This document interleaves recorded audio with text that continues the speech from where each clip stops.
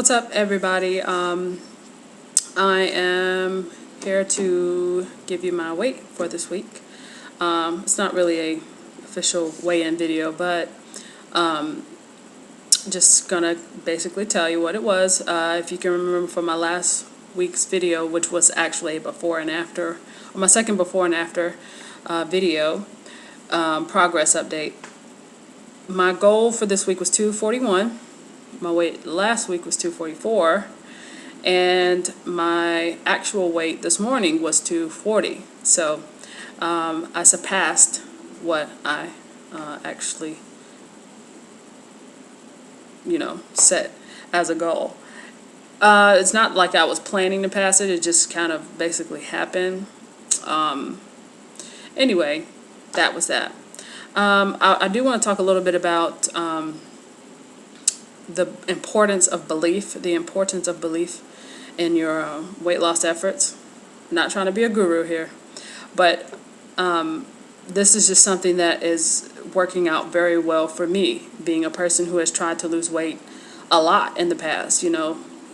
Seeing what my highest weight was, you can just imagine how many times I've tried to lose weight, been on a diet, did this and did that.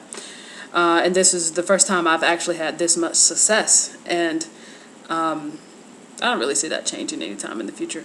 But what I do want to say is that in my last video, I kind of made I don't know if you call it a proclamation, a declaration, or whatever, about this week's goal. Because even though it's 3 pounds, 3 pounds is a hard thing to lose when you're trying to do it healthily. And so, going from 244 to 241.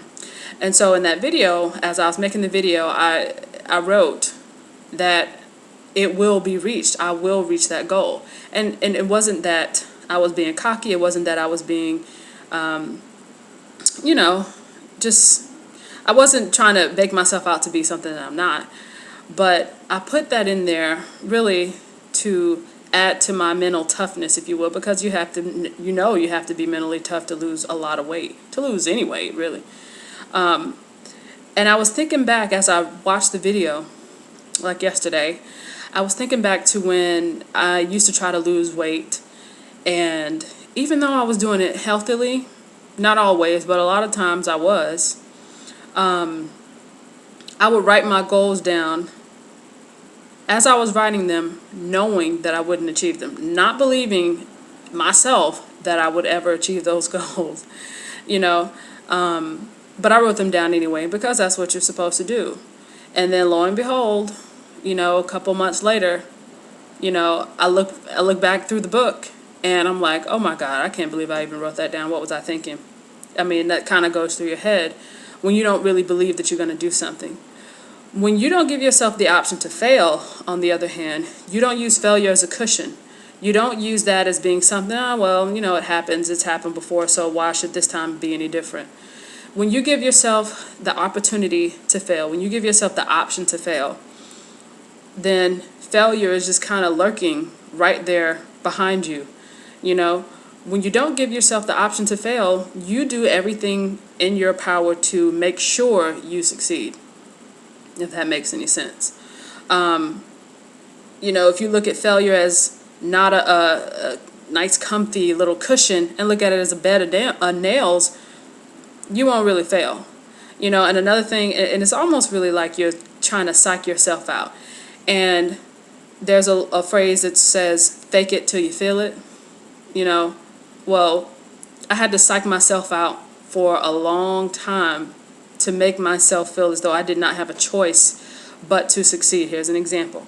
Like when I'm running on the track, and I'm trying to run that last lap, man, and it's like you hit that wall where you don't really feel like you can go anymore. I tell myself, and I repeat it over and over and over until I'm tired of saying it to myself, that if you quit now, you quit on everything.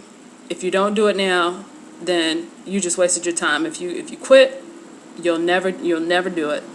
And if you look at it that way, and you constantly remind yourself of all the times you tried to lose weight, all the times you failed, even if it was just a setback, that's time that you may have wasted that you could have made valuable use of.